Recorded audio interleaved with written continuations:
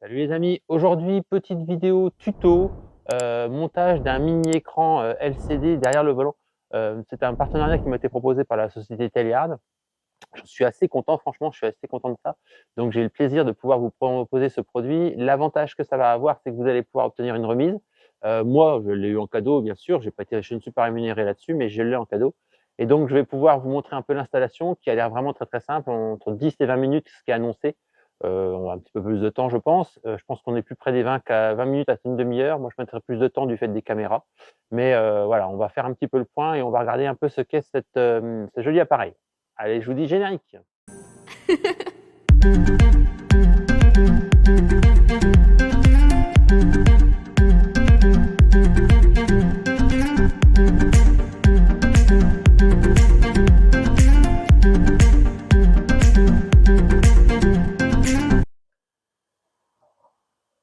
Bon ben voilà, le petit mini écran, c'est cet appareil-là qu'on va installer, en fait, vous voyez bien derrière le volant. Alors, une boîte vraiment très très qualitative, franchement le produit en lui-même est déjà sympa, mais la boîte de rangement est vraiment qualitative. Elle est très très bien présentée, avec de la mousse de protection.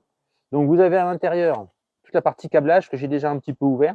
Il y a une partie qui va venir d'un côté du véhicule et l'autre partie de l'autre côté du véhicule, avec des petites indications CAN bus protocole adaptateur, et puis de l'autre côté, ça c'est pour l'alimentation. Donc on va installer ça, et puis ensuite dans le carton, vous avez cette petite poche. Hop, si je réussis à la retirer, alors vous voyez, c'est bien emballé. Hein, on se retrouve avec une, voilà, tac. Et donc dans le carton, on a cette petite poche, et dans cette petite poche, on a en effet l'appareil. Donc voilà, je vous mets un peu dans tous les sens. Donc c'est l'écran vendu par Teliard. Alors vous verrez, il y a une remise intéressante dessus. Donc là, il y a un USB-C qui permet de faire les mises à jour. Alors, on branchera tout à l'heure pour voir s'il fait aussi de la charge. Je n'en suis pas sûr, je ne crois pas du tout. Voilà, écran LCD. Donc c'est un écran LCD de 4,6 pouces avec une résolution. Alors attendez, parce que moi j'ai besoin de prendre mes notes, je suis navré, je connais pas tout par cœur. Donc avec une résolution écran de 4,6 pouces, résolution de 960 par 320 IPS, donc visiblement de très bonne qualité d'écran. Donc on va voir l'installation. Pour l'installation, c'est pas compliqué. Vous munissez de ces ustensiles-là classiques pour faire sauter les différents clips du tableau de bord. Et puis on va faire ça dans la foulée.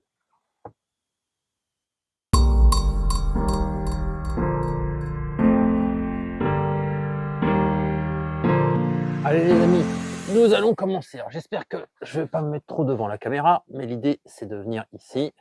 On vient chercher les différents clips.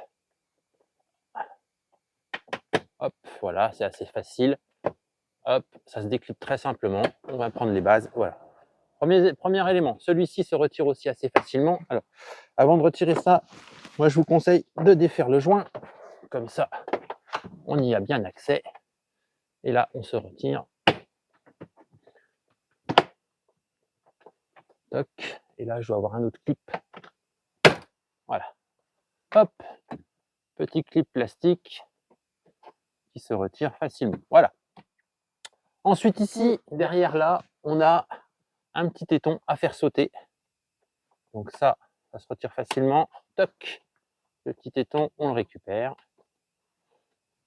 Voilà, s'il veut bien venir. Alors ce matin, il fait un peu frais, hein, donc le petit téton, il vient pas tout seul. Et ensuite, donc on va déboîter ici. Voilà. Vous voyez, on a une première prise bleue qui se trouve accessible de ce côté-là. On va faire pareil de l'autre côté.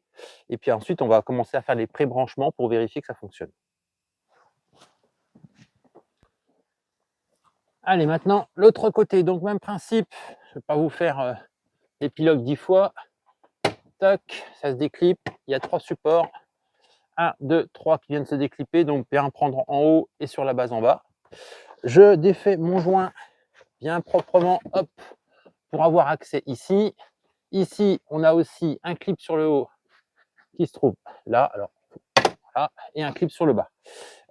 Petite chose qui m'est arrivée au précédent, le petit clip là blanc avait sauté, donc c'est retrouvé derrière. Pensez à le remettre, sinon quand vous allez clipper votre machine, là, ça va pas bien fonctionner. Donc ensuite, pareil, le petit bitonio là, hop, que l'on fait sauter.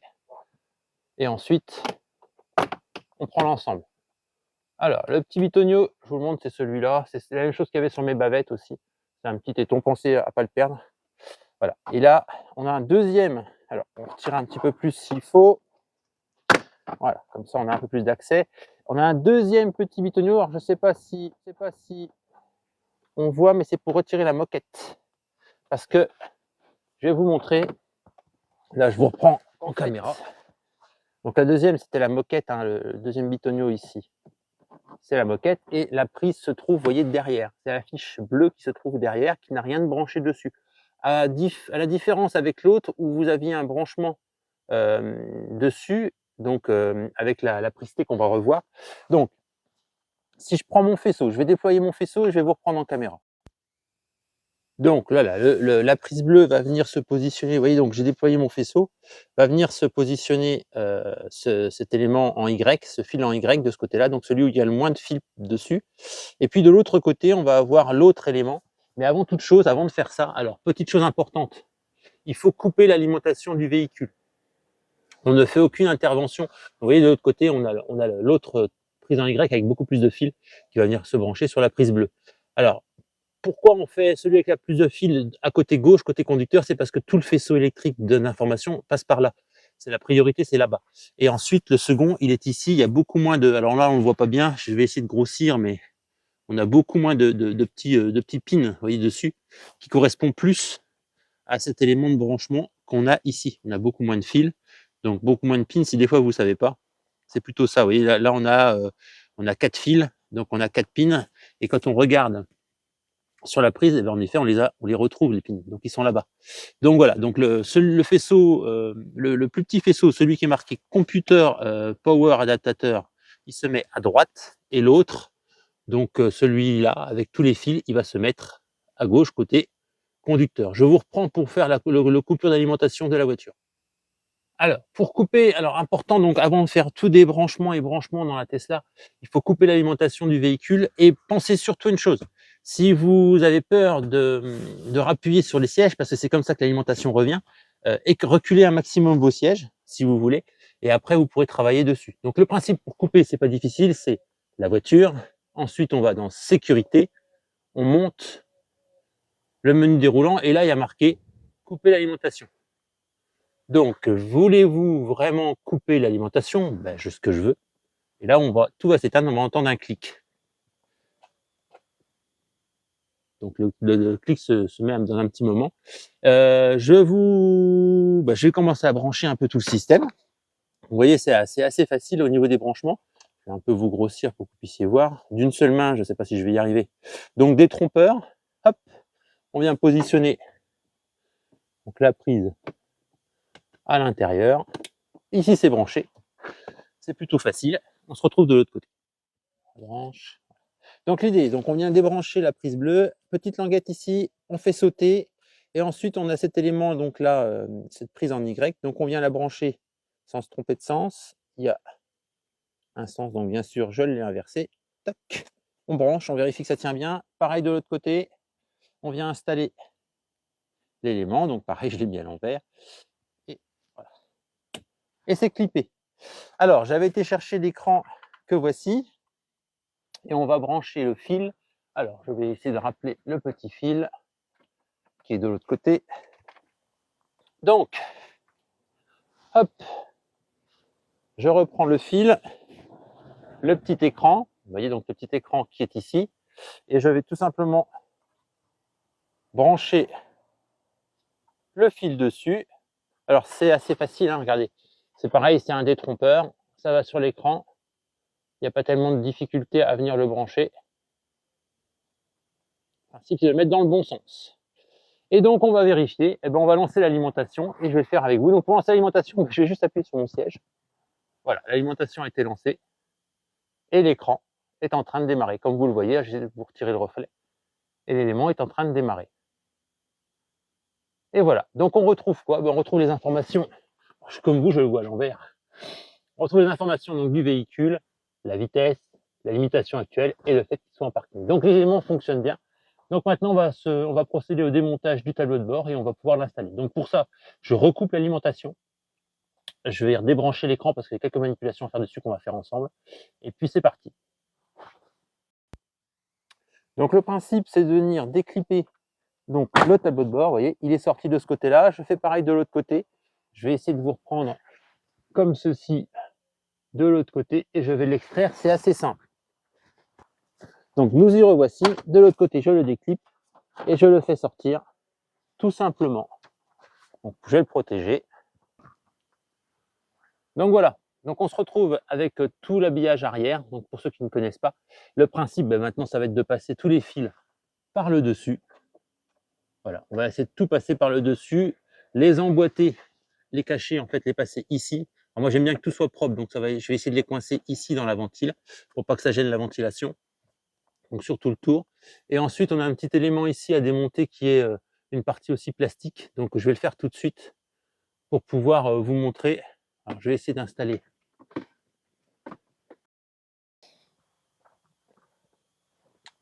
Donc je disais. Donc nous avons deux petits éléments plastiques à faire sauter, des petits tétons comme tout à l'heure. Alors je vais pas recouper l'alimentation parce que pour le moment je ne touche pas au branchement que j'ai déjà fait. Donc je vais le finir après, je recouperai l'alimentation. Là ce n'est que des éléments mécaniques que je vais bouger. Donc je vais faire ça, voilà. Je fais sauter les petits tétons. Hop, voilà, qui protégeait ça. Et ensuite, on va venir glisser l'élément ici pour venir attraper. Alors, il faut le glisser. Ah, je vais réussir à faire sauter.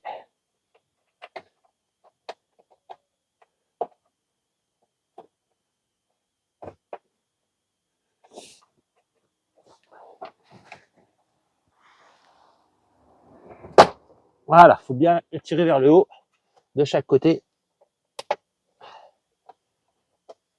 Chaque fois, c'est toujours un peu la crainte de casser quelque chose. Ah, il est un peu dur. Les éléments plastiques sont plutôt relativement bien accrochés.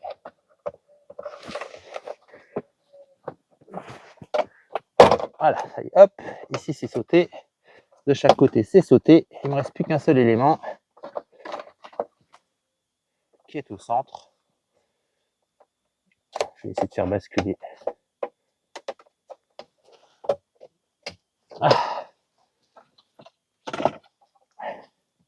Ah mais non, je sais pourquoi. Parce qu'en fait, il va falloir que je le fasse passer un petit peu en arrière, s'il veut bien venir.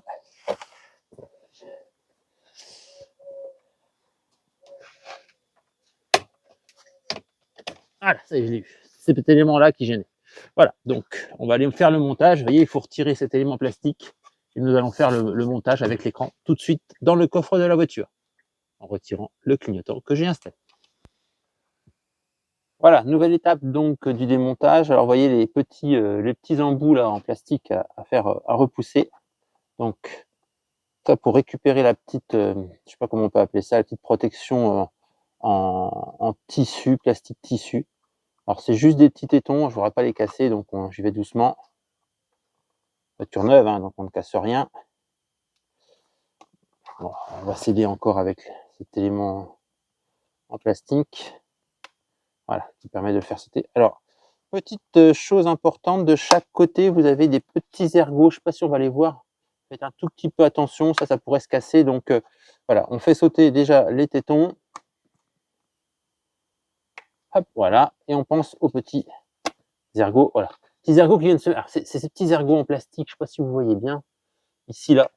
Ils viennent se mettre dans ces petites dents-là. Donc attention. Donc, procédons au montage inverse. On vient remettre les petits ergots pour éviter de les casser. On emboîte au fur et à mesure. On fait pareil de l'autre côté. Ça fait beaucoup de plastique, hein, beaucoup de bruit de plastoc. Hein. Voilà, ça y est. C'est remonté. Donc vous voyez maintenant l'écran a sa petite protection. On va venir le réinstaller sur le volant tout en pensant à le brancher. Et bien sûr, on va couper le courant avant cela. Donc on coupe le courant, on retourne, donc je vous rappelle, voiture, sécurité, couper l'alimentation, ce qui va me permettre moi de rebrancher mon câble. Donc, hop. Vous avez vu, j'ai été malin, j'avais tout passé au-dessus de l'écran. Donc là, j'ai juste à rebrancher le câble qui va dessus. Je vérifie bien que c'est bien branché. Je n'ai rien installé d'autre. Alors l'autre, il y a un autre fil qui est marqué upgrade, marqué quoi? Upgrade câble. Celui-là, vous ne touchez pas, vous le laissez comme il est. C'est pour faire une upgrade, alors c'est pour améliorer le système. Donc on va le laisser apparent derrière.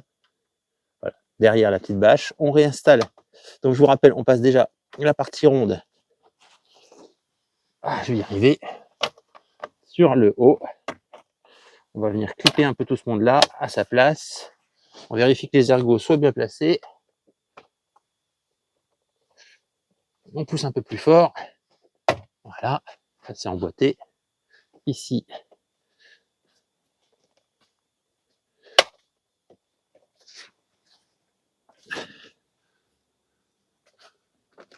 voilà. Et c'est pas aussi. Voilà. Et voilà, ça y est, il est remboîté. On vient remettre.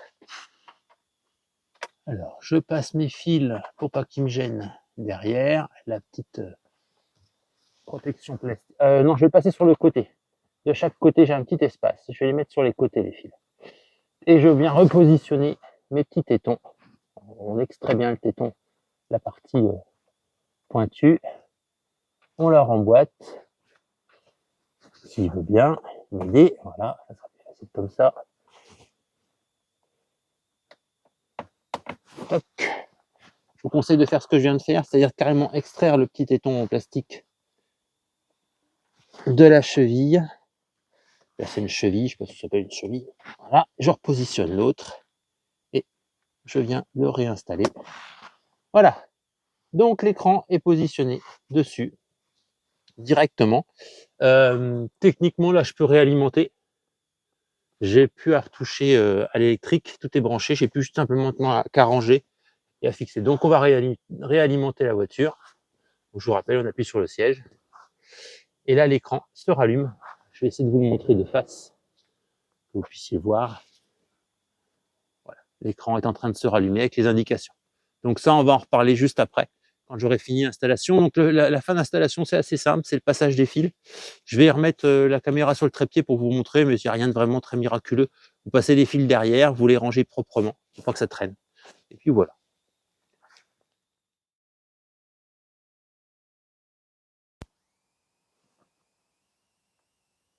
Donc voilà, passage du fil. Alors, je voulais vous montrer, vous prenez un embout Torx, vous pouvez aussi légèrement desserrer les plastiques du tableau de bord, les plastiques supérieurs du tableau de bord, ce qui permet de libérer un peu d'espace pour passer le fil derrière. Voilà, je ne vous dis pas de tout démonter, hein. Vous pourriez tout démonter, c'est assez facile. D'ailleurs, hein, si je vous montre, je vais le faire, je vais en passer. Ça permettra éventuellement pour les personnes un peu comme moi qui aiment bien que tout soit parfaitement bien rangé, parce que j'ai déjà fait suer des constructeurs comme ça, hop, c'est de retirer ça, de venir glisser le fil derrière, hop, comme ça, il est proprement passé derrière, il ne gêne personne, et on peut remettre le fil, donc de chaque côté. Alors, on pourrait le faire sur toute la longueur, hein. Moi, je vais le faire à plusieurs endroits juste pour coincer le fil. Le principe, c'est que le fil ne se promène pas, qu'il ne vienne pas en conflit avec en frottement, en fait, avec les plastiques et que ça ne vienne pas générer des bruits parasites dans le futur. Alors, pour le moment, c'est vrai que c'est mon seul écran, mon deuxième écran. Alors, je trouve ça super sympa comme installation. Donc, je prends le deuxième fil. Donc, le deuxième fil, pareil, je vais le passer déjà de l'autre côté.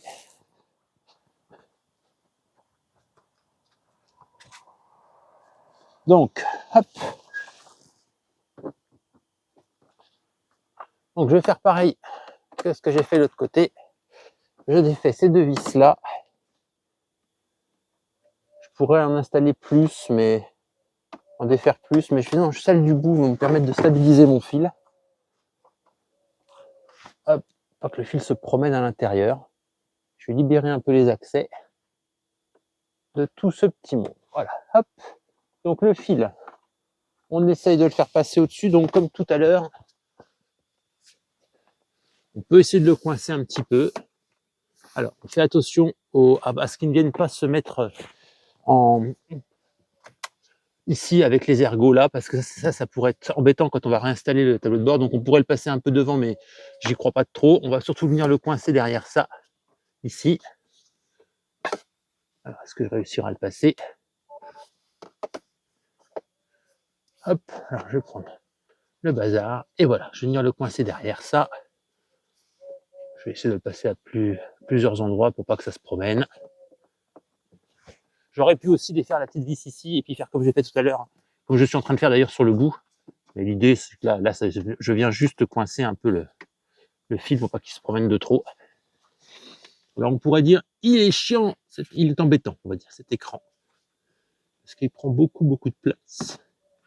Mais c'est quand même l'élément principal. Je n'arrive pas à passer le fil. Ah, ça y est, je l'ai eu. Voilà, on le passe derrière.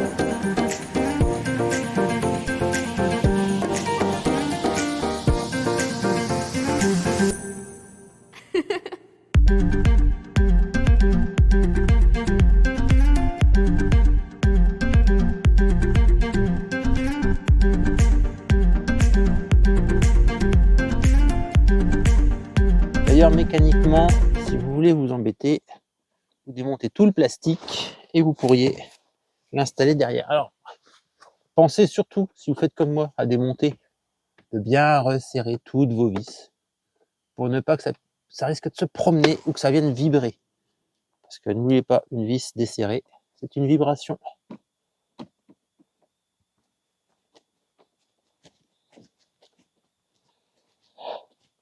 Tac. Hop.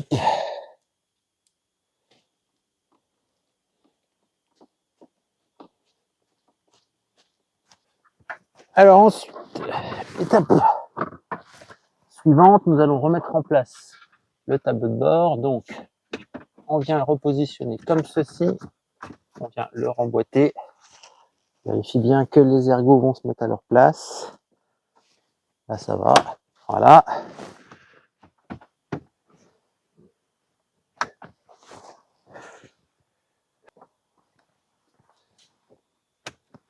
Là.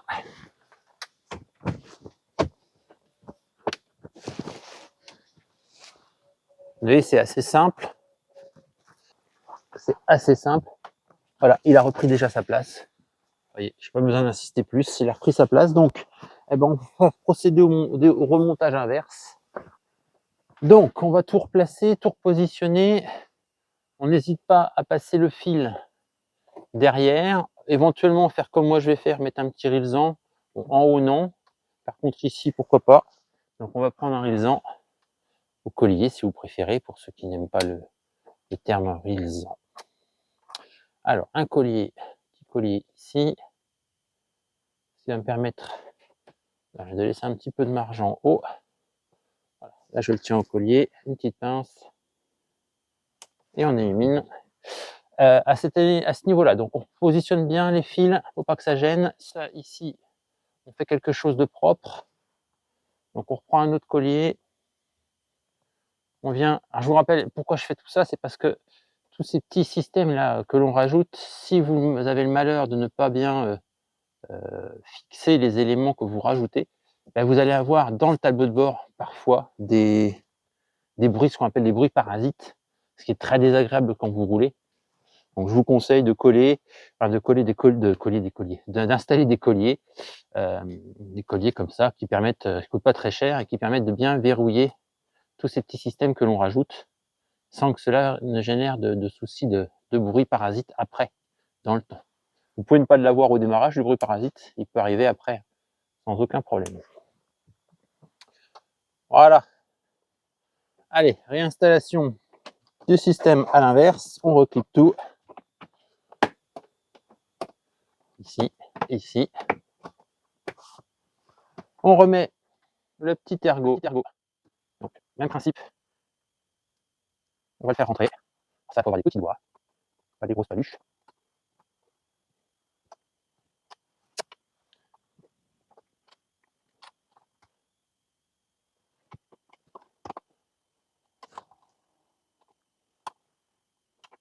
Voilà, c'est assez facile. Hop, c'est reclippé. On remet cet élément-là. Je vous rappelle, la petite pièce là vient là et celle-ci vient s'emboîter comme ceci. Donc c'est assez facile. Assez facile. Hop. Quand on est bien en face. Voilà. Hop, c'est mis. Et là, c'est pareil. Il y a 1, 2, 3 agrafes. 1, 2, 3. On y va. Et on positionne tout ceci. Le joint, on vient bien l'appliquer. On l'aura appuie bien à sa place.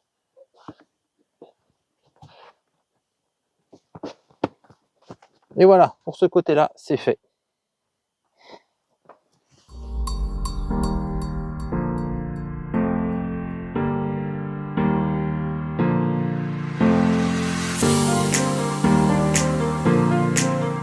Voilà, l'installation est enfin terminée. Donc, vous voyez donc l'intérieur de ma modèle Y propulsion. Et donc, on a maintenant ce joli afficheur qui vient donc juste derrière le volant. Alors, sur la vidéo, on a l'impression d'une différence de teinte entre les deux écrans. Non, en fait, je pense que c'est la qualité de l'écran qui fait ça. Puis en plus, moi, j'ai un film ici mat, donc peut-être que ça y joue aussi. Donc, l'écran est bien blanc. Il n'y a pas de souci au niveau de cet affichage-là. Ensuite, nous voici ici donc sur la présentation. Alors moi je vais vous montrer la vue que j'ai en fait. Alors j'essaie de le faire à peu près. Je vais vous mettre en x1. Voilà. Toc. Voilà la vue que j'ai moi ici, vue d'œil, ça fait ça. Donc vous voyez, je suis pas gêné. Même si le volant était un peu haut, si je faisais ça, il y aurait que la distance du régulateur de vitesse. Donc on va voir un petit peu comment on règle. Alors vous allez voir que c'est hyper simple à régler. Pour cela, on utilise la molette, donc la molette de droite du volant. Et cette molette de droite, on va faire un appui long, un peu plus long à droite. Voilà. Et là, on va rentrer dans le menu. Donc, dans le menu défilant, on a quoi? On a la température, on a donc le fuseau horaire, on a le thème, donc la couleur en fait. Donc, on va avoir ou lumière entière, ou thème sombre, ou automatique. Moi, personnellement, je laisse en automatique. Ensuite, ici, on a l'affichage de la pression des pneus en barre ou en PSI. On a le CAN, alors CAN 1 ou CAN 2, visiblement il faudrait mettre le CAN 2 pour les véhicules plus récents. Ensuite on a la possibilité de mettre en kilomètres ou en miles, bon en kilomètres. L'anglais ou le chinois, bon ben voilà, hein, on a compris, on fait de l'anglais. En 12 ou 24 heures, c'est classique. Et unité 1, unité 2. Donc là on est en unité 1, on va regarder, c'est le style d'affichage. Donc on a deux affichages possibles. Donc on va sur Exit, un petit coup sur le côté, et voilà. Donc sur l'affichage du 1, nous allons en premier, donc on a les températures. On a, si on a donc une ceinture détachée ou pas attachée, la vitesse limite qui est indiquée, et ici on a bien sûr les vitesses, si on a enclenché le P, etc. En dessous on a donc le pourcentage de batterie, l'indicateur qui donne la distance avec le régulateur de vitesse, donc adaptatif, et en face on a la pression des pneus. Donc ça c'est sympa parce que c'est une pression des pneus qui est censée être en direct, donc je n'ai qu'actuellement qu'un pneu de gonflé. Non, je pense que c'est parce qu'elle n'a pas encore eu le temps de récupérer toutes les informations de la voiture. Et en dessous on a le kilométrage qui me reste dans la batterie, en sachant que j'ai la batterie complètement à droite. Donc voilà, ça c'est les estimations. Bien entendu, lorsqu'on va enclencher, voilà. Donc ici le hold s'est enclenché, j'ai toujours pas mis la ceinture de sécurité et j'ai ma vitesse qui se met en place. Donc en effet, marche arrière, pareil, le R s'enclenche, le neutre, et le P pour le parking. Voilà. Donc ça c'est le premier style d'affichage que je trouve vraiment sympa. Mais on va aller regarder le deuxième, parce que moi la pression des pneus en roulant m'intéresse pas plus que ça. Donc je vais aller regarder le deuxième affichage. Donc je vous le rappelle, un clic long à droite. On descend avec la petite molette jusqu'à unité 1. On va mettre unité 2. On va jusqu'à Exit, un petit coup à droite, et voilà. Donc là, qu'est-ce qu'on a? On a à peu près la même chose. On n'a pas les pneus, on n'a pas les pressions de pneus, ce qui moi me sert pas particulièrement. Si j'ai besoin, ça reste de l'entretien, donc si j'ai besoin, je le mettrai ultérieurement. Et donc on a les informations les plus précises ici, avec les limitations. Donc on voit bien qu'on a l'heure, alors que je n'ai pas mis à l'heure d'ailleurs. Et puis ensuite on a les batteries, la vitesse limite, la vitesse actuelle en réel, la température extérieure, la batterie, etc. Donc c'est vraiment une interface sympa. Alors je rappelle aussi que ma fille est en conduite accompagnée et que c'est vrai que ça l'avait un petit peu dérouté d'avoir l'écran à droite. Là l'avantage c'est qu'on va avoir toutes les informations sous les yeux. Donc on n'a pas besoin d'un très gros écran, on a besoin des informations principales. Je trouve qu'on est vraiment bien présenté. Donc on est à 95%, 369 km. Donc 368 je sais pas pourquoi il y a une petite différence, c'est pas énorme. Et on a donc l'odomètre qui permet d'avoir la distance du véhicule. Voilà pour cette présentation. Moi je trouve vraiment l'affichage vraiment sympa et une très belle qualité d'image. Moi je suis assez bluffé du produit. Je vous remontre un peu en arrière à quoi ça représente. Voilà un peu l'intégration de cet écran Teliard.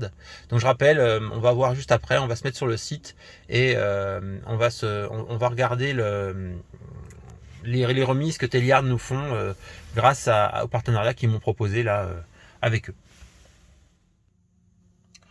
Petite précision que je voulais vous apporter, que j'avais oublié de mettre en place. La prise USB, donc qui est la prise USB-C qui est sur le côté là, qui sert à la mise à jour, peut aussi vous permettre de recharger votre téléphone portable. Je viens de le brancher sur le mien pour vérifier. Donc ce qui voudrait dire que si vous aviez envie de mettre votre téléphone portable sur un support sur le côté ou en dessous, qu'on peut avoir ici, qui vient de se coller, et qu'il n'y a pas de recharge intégrée, vous pourriez vous permettre d'avoir un petit USB-C qui permettrait de connecter votre téléphone, donc de l'écran, directement sur votre téléphone, qui permettrait de recharger votre téléphone si vous ne le mettez pas sur le support en bas et que vous voulez avoir, comme certains, avoir leur téléphone juste à côté de l'écran. Voilà, c'était une petite précision là que je viens de tester et je trouve ça vraiment pas mal. On a vraiment plein de solutions avec ce mini écran de chez Teliard que vous pouvez toucher actuellement, et ça je le précise, moins de 150 €, ce qui est vraiment intéressant pour ce petit appareil qui est vraiment très complet. Allez, on va retourner sur le site et puis on va vous montrer un peu les remises et puis où appliquer le petit coupon remise pour pouvoir bénéficier des promotions que me permettent d'avoir Teliard. Allez, à tout de suite.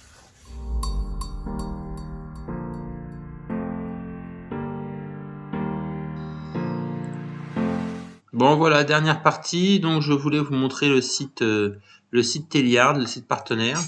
Donc pour pouvoir le passer en français, il faut taper sur English, c'est assez paradoxal. Cliquez sur français et là il va tout vous reparamétrer en français.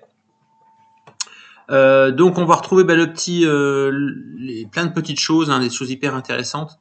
Et donc là en fait le mini écran se trouve ici. Donc vous pouvez sans problème le commander et en utilisant le code TESLAMAI que je vais vous mettre en description, vous aurez 22%. Là en utilisant ce code là vous n'avez que 18, mais là si vous passez commande et que vous tapez TESLAMAI, alors je vais essayer de vous le faire pour vous montrer. Donc je vais faire ajouter au panier, voir mon panier, et donc on va ajouter le code promo, entrée. Et donc vous pouvez le toucher 148,19 $. Voilà. Donc après, vous pouvez passer votre commande. Donc j'ai, grâce à ce lien de parrainage, vous avez donc 22% sur la totalité des produits que vous achetez sur le site de Teliard. Moi, je touche un petit truc qui me permet, de continuer à financer les différents achats pour la chaîne, tout ce qui est. J'aimerais bien m'acheter un appareil pour pouvoir faire des vidéos avec une meilleure qualité et puis utiliser mon smartphone. Mais bon, on va avancer dans les choses. Donc là, pour le moment, premier partenariat, vraiment très très sympa. Le produit était de très bonne qualité. Moi, j'ai vraiment apprécié. Donc si on retourne dans les caractéristiques de ce dernier, on se retrouve avec on va essayer de l'agrossir. Voilà. Donc on a vraiment tous les affichages que vous avez ici. C'est une nouvelle version. Il est un peu différent de celui que vous voyez sur l'écran. Vous avez vu dans la vidéo, c'est quand même très simple à installer. Ça ne bloque pas le flux d'air. Comme c'est bien vu dans la vidéo, il n'y a pas de problème de flux d'air. Deux modes d'affichage, un mode light et lumière du jour et un mode dark pour la nuit et un mode automatique. Donc ça, il n'y a pas de souci. Les afficheurs, vous verrez, c'est vraiment assez facile. Au niveau paramétrage, je vous expliquer comment on le paramétrait. Petite chose que j'ai oublié de vous dire, c'est que il ne passe pas d'heure d'été à heure d'hiver. Il faut penser à mettre GMT+1 pour l'heure d'hiver et GMT+2 pour l'heure d'été. Donc là, il fallait le passer en GMT+2. Voilà pour ce produit. Moi, je trouve de très bonne qualité. Après, n'hésitez pas en commentaire à me donner votre avis. Soyez soit ni magnanime si j'ai oublié quelque chose, mais je pense avoir été très complet dans la description du produit, dans l'utilisation du produit. Franchement, quelque chose de pas mal. Alors, j'ai pas vérifié, mais mettre écran tactile haute définition, j'ai pas vérifié qu'il était tactile. Je pense pas qu'il. Alors, il est peut-être tactile, mais il n'y a pas de retour d'information en appuyant dessus. Je vous remettrai en commentaire si, ou je corrigerai en commentaire si vraiment il y a un retour tactile, parce que j'ai pas retiré le film qui était dessus, mais moi je pense pas qu'il y ait de retour tactile. Pour le reste, vraiment très très bien intégré au niveau de la Tesla. On n'a vraiment pas l'impression que c'est un élément rapporté, donc n'hésitez pas, lâchez-vous. C'est l'un des écrans, je parle bien d'écran, hein, d'affichage le moins cher, c'est le plus petit. Il y a des tout petits écrans d'affichage, mais qui sont pas du tout aussi jolis. Donc voilà, moi je trouve que le produit est bien et profitez de la remise de 22% pour pouvoir vous l'acheter pour 149 $. Voilà. Eh ben, je vous dis à très très bientôt. Prenez soin de vous. Ciao.